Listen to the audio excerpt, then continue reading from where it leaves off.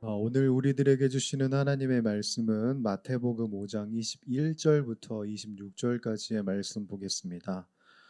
신약 성경 8페이지에 있는 죄송합니다. 6페이지에 있는 마태복음 5장 21절부터 26절까지의 말씀을 제가 한 절 그리고 여러분들이 한 절 마지막 26절은 함께 읽도록 하겠습니다. 옛 사람에게 말한 바 살인하지 말라 누구든지 살인하면 심판을 받게 되리라 하였다는 것을 너희가 들었으나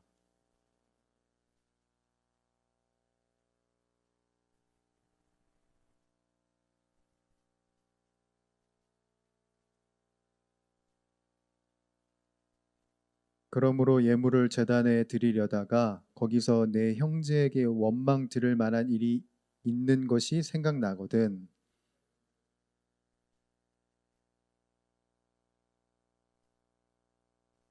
너를 고발하는 자와 함께 길에 있을 때에 급히 사화하라. 그 고발하는 자가 너를 재판관에게 내어주고 재판관이 옥리에게 내어주어 옥에 가둘까 염려하라.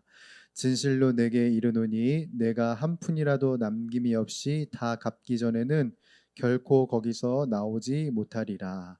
아멘. 우리 하나님의 말씀 앞에 우리의 고백을 하나님께 드리겠습니다. 이 성경은 하나님의 말씀입니다. 이 성경이 말하는 내가 나 자신입니다. 성경이 가졌다 하면 가진 것입니다. 성경이 할 수 있다면 하는 것입니다. 지금 하나님의 말씀을 들으려고 합니다. 아주 진실하게 고백합니다. 나의 가슴이 활짝 열렸습니다. 저에게 말씀하여 주십시오. 아멘. 우리 앞뒤 좌우로 이렇게 인사하겠습니다. 감사의 이유를 되찾읍시다. 네, 한 번 더 인사하죠. 찬양할 이유를 되찾읍시다. 예, 상반기를 은혜롭게 저희들이 보내고 이제 하반기를 맞이하고 있는데요. 이런 생각이 듭니다. 말씀을 시작하기에 앞서서 2024년 상반기에 우리들이 혹시 감사를 놓쳤던 것, 혹시 찬양할 이유를 놓친 것들이 많지는 않나. 삶의 여러 가지 일들 속에서 내가 사는 거에 바빠서 주님이 주신 은혜를 우리들이 주목하지 못했던 때가 혹시 많지 않나. 그렇다면 이번 하반기에는 꼭 주님의 은혜를 되새길 수 있는 우리 모두가 되기를 소원해 봅니다. 그래서 우리들이 찬양해야 할 이유, 예배해야 할 이유를 마땅히 찾아갈 수 있는 우리가 되기를 소원하고요. 그리고 그 은혜 앞에 우리들의 이름처럼 마음을 열고 생각을 열고 입술을 열어서 찬양하고 기도하고 예배하는 우리 공동체가 되기를 주님의 이름으로 축복합니다. 네, 여기선 아멘을 크게 하셔도 되는데, 예. 요즘 제 아내가 이호를 전적으로 케어하고 있습니다. 예, 둘째를 이제 전적으로 케어하고 있느냐고 1호와 이제 제가 보내는 시간이 굉장히 많아졌어요. 네, 뭐 제가 학교를 시켜주기도 하고 놀기도 이제 같이 놀고 그리고 대화도 이제 많이 하게 되었던 것이죠. 그러던 어느 날에 이제 딸과 함께 학교에 있었던 이야기를 아주 자연스럽게 할 기회가 돼서 얘기를 나누다가 제 딸 예나가 첫째 딸 예나가 이런 얘기를 하더군요. 어떤 얘기였냐면 친구에 관한 얘기였는데 아빠 나 사실 지난번에 친구랑 싸웠는데 그 친구가 다른 친구들이랑 다 같이 나를 바보라고 놀렸어 라고 말하는 거예요. 그러면서 그 친구들이 둘러싸서 바보라고 했나 봐요. 그러다 보니까 자신 이렇게 얘기하더군요. 내 마음이 깨져버려서 너무 슬펐다라고 얘기하더군요. 제 당황했어요. 이런 이야기가 전개될 거라고는 전혀 생각을 하지 못해가지고 어떻게 얘기를 해야 되지라고 머뭇머뭇거리니까 딸이 이제 그 뒤에 이어서 이렇게 얘기를 하더군요. 그런데 그 친구랑 다시 잘 지내기로 했어. 그리고 잘 놀고 있어. 어, 괜찮아라고 이야기하는 거예요. 저 그 이야기를 듣고 예나에게 두 가지가 고맙더군요. 일단 첫 번째로 자신의 속 얘기를 저한테 해줘서 너무 고마웠어요. 얼마나 이제 본인 딴에는 그 지난 날이 고민이 되고 고심이 되고 속앓이를 했겠어요. 근데 아빠에게 그 이야기를 속 터놓고 얘기해 준 게 너무 고마웠고, 두 번째로 그 바보라고 한 친구랑 다시 친구를 하기로 했다는 게 너무 고마운 거예요. 저였다면 바보라고 한 친구, 그리고 친구들을 이제 불러가지고 나를 바보라고 한 친구가 있다면 전 걔랑 다신 친구 안 할 거예요. 여러분 기억하세요. 바보라고 하기만 해봐라. 네. 그런데 제 딸은 참 감사하게도 그 친구들이 바보라고 자기를 놀렸지만, 그렇지만 자기는 계속 그 관계를 이어가기로 했고 친구로 이어가기를 한 게 너무 감사하더라고요. 그래서 제 딸을 꼭 안아주면서 이렇게 얘기했습니다. 딸, 그렇게 얘기해줘서 너무 고맙고 그렇게 행동해줘서 너무 고맙다. 근데 만약에 네가 너무 마음이 힘들고 어려운 일이 있으면 지금처럼 아빠에게 꼭 얘기해 줬으면 좋겠고, 아빠는 언제나 네 편이니까 힘내고 아빠한테 언제든지 얘기해 주렴 하고 이야기를 마쳤어요. 네, 이야기를 마치고 나니까 저는 한편으론 생각이 많아지는 거죠. 어떤 생각이 많아졌냐면, 제가 느낀 게 뭐냐면 사람을 죽이는 게 칼과 총만으로 죽일 수 있는 게 아니구나라는 게 다시금 생각이 되더라고요. 사람을 죽이는 건 칼과 총만이 아니라 그 한 사람의 말과 행동이 그 사람을 죽일 수 있겠구나. 이게 다시금 깨닫게 되는 거예요. 요즘 우리들이 사는 세상을 여러분 보더라도, 뉴스를 보더라도, 뭐 인터넷에 있는 기사들을 보더라도 요즘 말로 사람이 죽는 경우가 얼마나 많습니까? 그렇죠? 말로 다툼이 일어나고 그 다툼 끝에 사람이 죽는 경우가 꽤 많이 생기고요. 그리고 연예인을 비롯해요, 뭐 운동선수, 공인들도 악플 하나 때문에 자신의 삶을 마감하는 사람들이 얼마나 많은지요. 지금 우리들이 사는 이 세상이 말 한마디로 사람이 죽고 말 한마디로 사람이 상처를 입는 시대가 되거든요. 그래서 저는 이렇게 좀 정의를 해봤습니다. 사람은 거창한 도구로 죽지 않는다. 한마디의 말이 영혼을 상하게 하고 그것이 사람을 죽음으로 내몬다라고 이렇게 정리가 되더군요. 여러분, 오늘 본문은요, 예수님께서 본격적으로 6개의 반명제를 이야기하십니다. 여러분, 6개의 반명제, 이 반명제가 뭐라고 제가 설명을 드렸죠? 율법을 재해석하시는 것이라고 말씀을 드렸죠.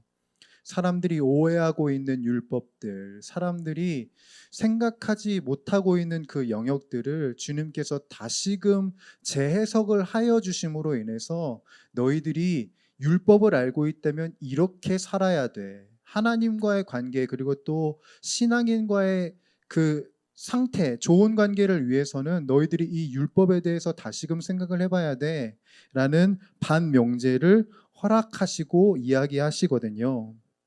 그 첫 번째로 어떤 메시지로 이 반명제를 시작하시냐면, 여러분, 첫 번째 시작하시는 메시지가 뭐예요? 살인하지 말라는 거예요. 살인하지 말라는 이 율법을 재해석하시면서 시작을 하죠. 우리들이 살인하지 말라는 이야기를 들으면 뭐 상대를 생물학적으로 죽음에 이르게 하지만 않으면 뭐 별 문제 없겠지라는 생각이 들고, 그리고 그 당시를 살아갔던 유대인들도 그렇게 생각을 했던 것 같아요.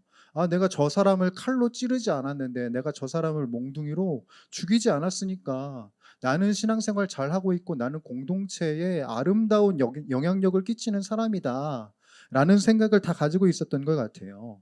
그런데 오늘 본문에서 예수님께서는 그런 생각을 하고 있는 사람들, 그 당시 사람들뿐만 아니라 지금 이 순간을 살아가고 있는 우리들에게 살인하지 말라에 대해서 본질적으로 접근하라고 우리들에게 이야기하시고 있습니다.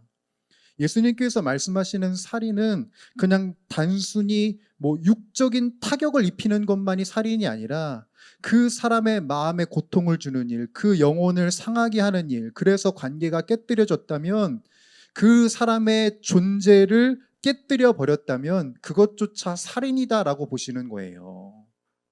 여러분 22절을 함께 다시 한번 읽어볼까요? 22절 자 읽어봅니다. 시작.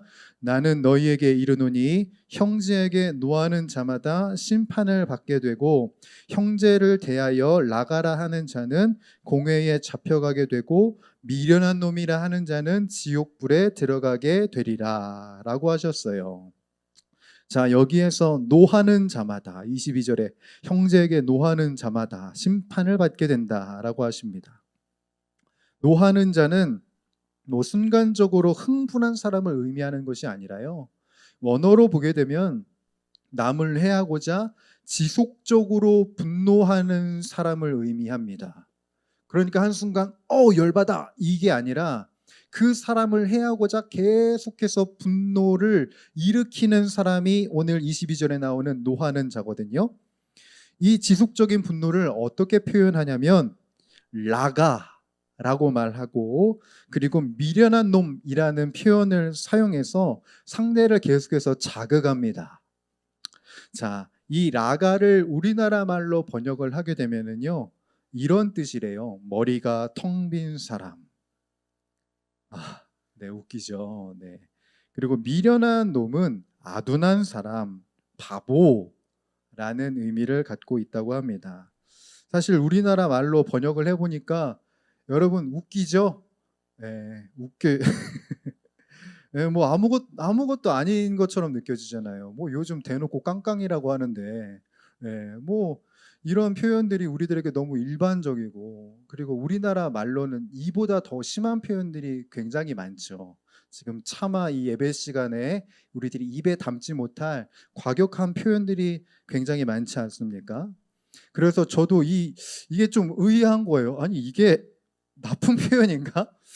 놀리는 거 아닌가? 라는 생각을 갖고 주석을 좀 살펴봤어요. 이때 당시에 이 라가라는 말이 미련한 놈이라는 말이 그 당시에는 얼마나 치명적으로 사용되었을까라는 생각이 들어서 찾아보니까 유대 사회에 있어서는 이 단어들이 상대방의 존재와 신앙을 무너뜨리는 단어더라고요. 그러니까 우리로서는 굉장히 피식할 만한 이야기지만 이 단어가 그 사회에서는 상대방의 존재를 깨뜨리는 말, 상대방의 신앙을, 인생을 깨뜨리는 말이 이 라가, 미련한 놈이라는 의미였던 거예요. 라가는 인간의 존엄성을 짓밟을 때 사용하는 단어이고요.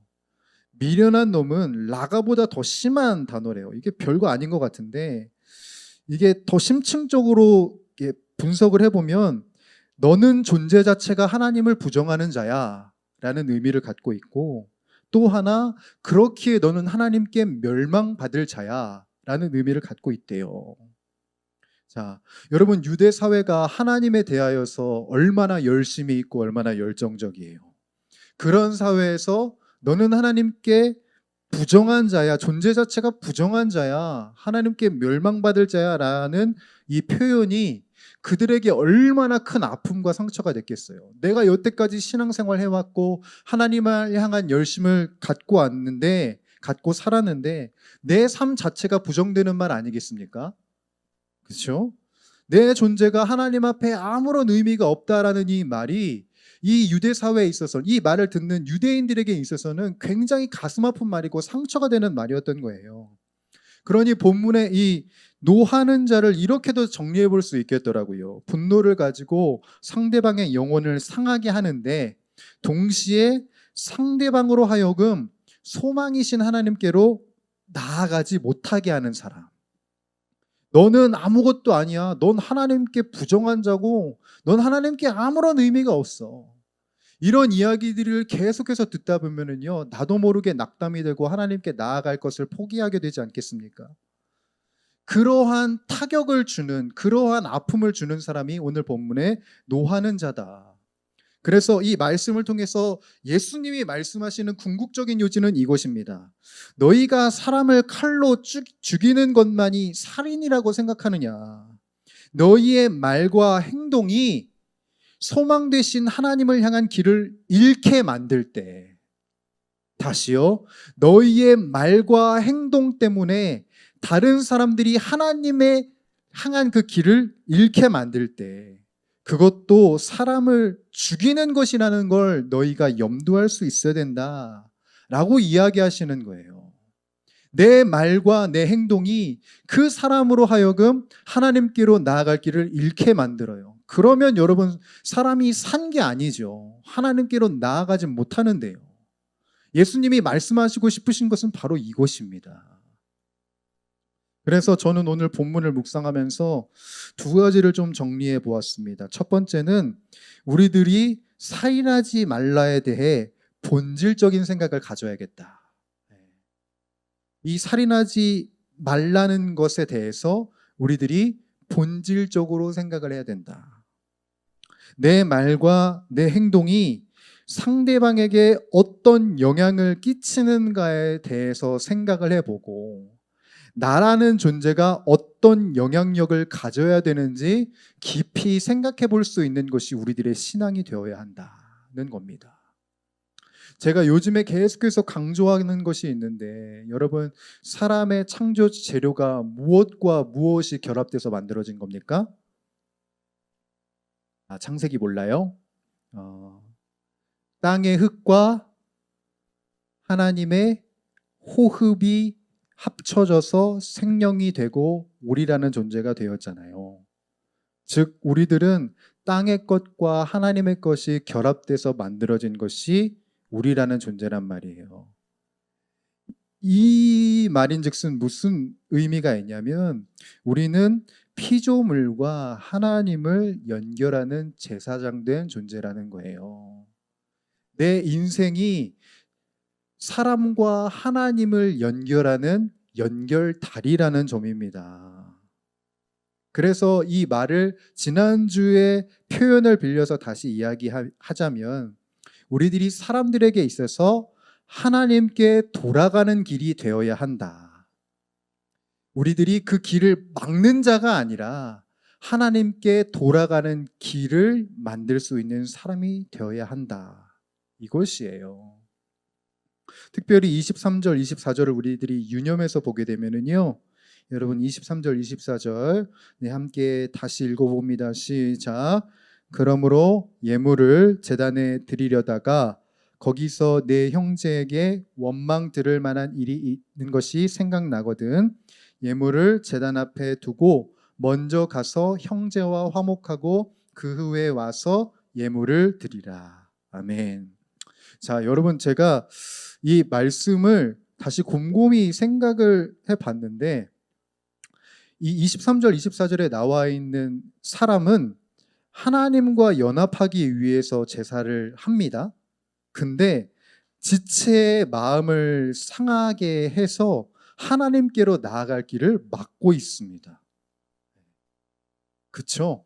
나는 예배하러 갔단 말이에요. 근데 내가 상처 준 이 형제는 하나님께로 나아가지 못하고 있어요. 왜? 이 사람의 원망 섞인 이야기, 원망 섞인 행동 때문에.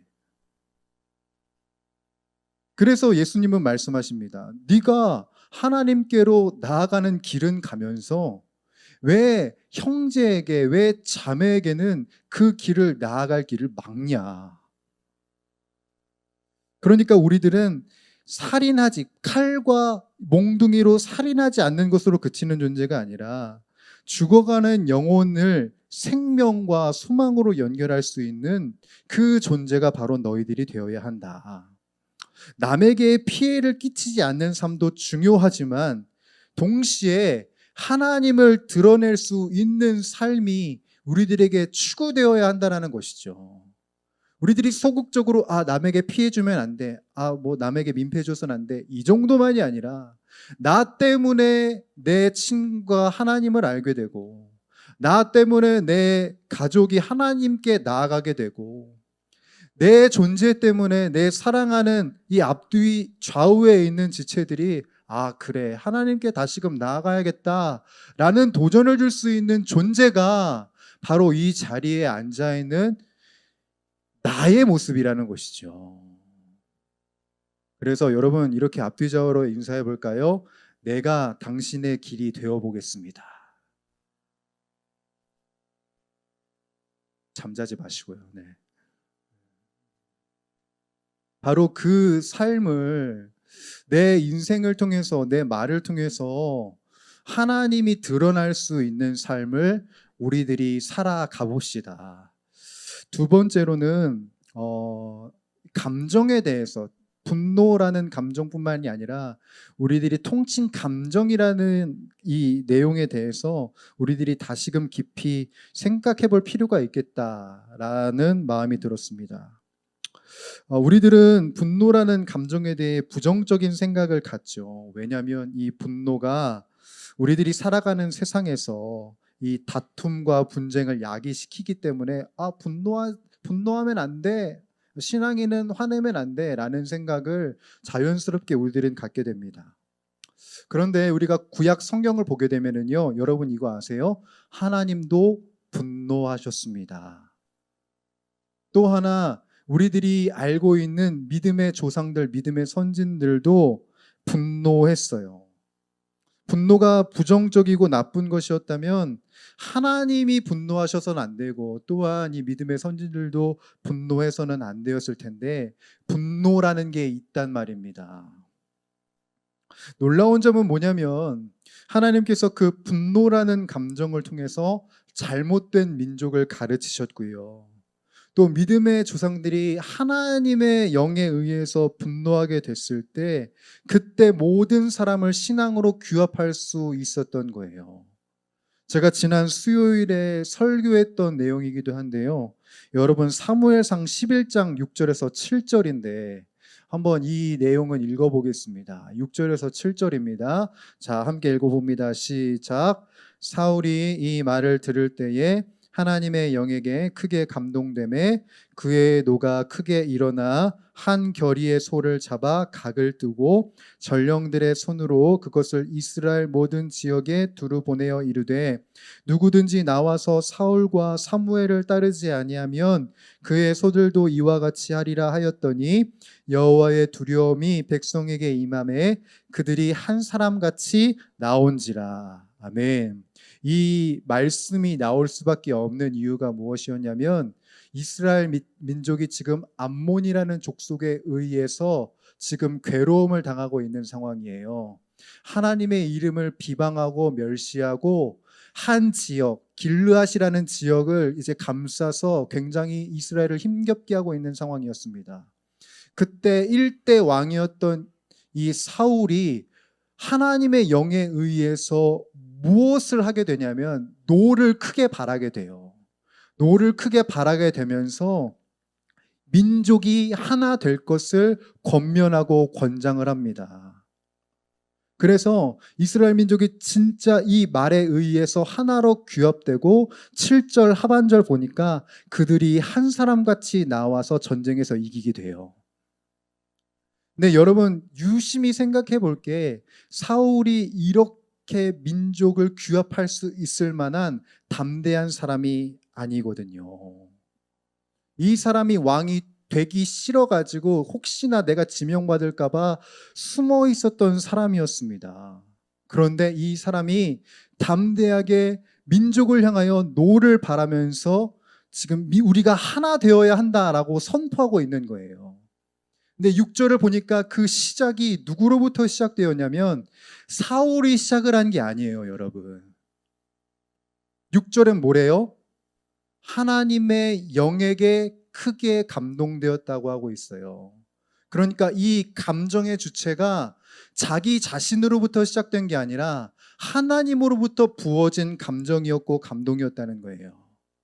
그래서 이 하나님이 주신 감정으로 인해서 감동으로 인해서 민족을 하나 되게 하고 위기를 이겨나갈 수 있었던 겁니다. 공동체를 온전케 할 수 있었다는 것이지요. 저는 우리 신앙인들이 이 시대를 살아가면서 감정에 솔직할 수 있는 사람이 되기를 바라지만 동시에 여러분들에게 그리고 저의 심령에 권면을 하고 싶은 것은 나의 감정에 솔직해지는 것을 더 앞세워서 이 상황을 보시는 이 사건을 보시는 이 사람을 보시는 하나님의 마음은 어떨지를 우리들이 먼저 생각해 보기를 바랍니다. 여러분, 만약에 사울이 자신의 감정이 앞섰다면, 소심했던 자신의 그 감동이 앞섰다면은 이렇게 이야기하지 못하죠. 그러나 하나님이 주신 그 감동, 하나님이 이때에 나에게 어떤 일을 이루실까에 대해서 생각을 했을 때 공동체를 위해서 담대하게 권면하고 이야기했던 것처럼, 여러분, 우리가 공동체를 위해서, 또한 이 나라를 위해서, 또한 여러분 주변을 위해서라면 우리가 가장 염두하고 생각해야 할 것은 무엇이냐? 이 상황을 보시는 하나님의 감정은 무엇인가를 우리들은 살펴볼 수 있어야 되는 겁니다. 물론 이 감정 앞에 나의 감정이 당연히 있어요. 이게 너무 화가 나고 짜증이 나고 분노가 나고, 이것이 사실이지만, 그렇지만 이 상황을 보시는 하나님의 마음도 지금 나의 감정과 똑같을까? 지금 하나님께서 이 사건을 보시는데, 나와 똑같이 이 상황을 보시는데 하나님의 감정은 어떨까에 대해서 우리들이 염두하고 생각을 해볼 수 있어야 되는 것이죠. 만약 이 감정이 하나님이 주신 감정으로부터 시작된 것이라면 내 말과 내 행실을 통해서, 이 감정을 통해서 공동체는 바르게 설 것이고요. 만약 이 감정이 나로부터 시작된 것이면은 그 감정 때문에 공동체는 해악을 입게 될 것입니다. 그래서 저는 여러분들 이렇게 말씀드립니다. 우리들이 매일처럼 상황을 보고 사람을 보면서 살아가면서 느끼는 생각들, 느끼는 감정들 있지만, 이 상황을 보시는 하나님의 마음은 무엇일까를 깊이 생각하고 기도할 수 있는 우리가 되십시다. 믿음의 사람들이, 믿음의 선진들이 왜 믿음의 선진들이 될 수 있었을까요? 자신의 감정이 분명히 존재했지만 하나님의 감정을 앞세웠기 때문에 그가 속해 있는 공동체가 아름다워졌고, 그가 속해 있는 공동체가 바른 길을 갈 수 있었습니다. 이 시대를 살아가고 있는 우리들에게도 주님은 동일하게 역사하실 것이고 동일하게 이것을 요구하신다는 생각이 듭니다. 여러분, 하나님의 마음을 먼저 깊이 생각하십시오. 하나님의 감정을 깊이 헤아리십시오. 하나님이 지금 이 상황을 보시면서 무엇을 나에게 부어주시고 나에게 말하시고 나를 통해 어떤 일을 이루시길 원하시는지 이것을 먼저 생각하십시오. 그때 우리 공동체는 아름답게 설 수 있게 될 것이고 하나님의 역사 가운데 온전하여 질 수 있게 될 것입니다. 오늘 본문 말씀의 제목입니다. 공동체를 위한 길입니다, 여러분. 공동체를 위한 길. 여러분, 우리들은 지금 이 시대 속에 단순히 먹고 사는 생계에 치우쳐져서 살 게 아니라요, 내 공동체를 위해서 어떤 길을 내가 보이면서 살아야 될지 우리들은 고민하고 생각을 해볼 필요가 있습니다. 여러분들의 말은 무엇을 드러냅니까? 여러분들의 행동은 무엇을 드러내고 있습니까? 지금 여러분들은 내 지체에게 어떤 말을 하면서 살아가고 있습니까? 여러분은 지금 이 상황 앞에서 어떤 감정을, 내 감정을 앞세웁니까? 아니면 하나님의 감정을 앞세웁니까? 여러분, 이것을 깊이 생각하고 하나님 편에 서는 저와 여러분들이 될 수 있기를 주님의 이름으로 간절히 축복합니다. 기도하겠습니다.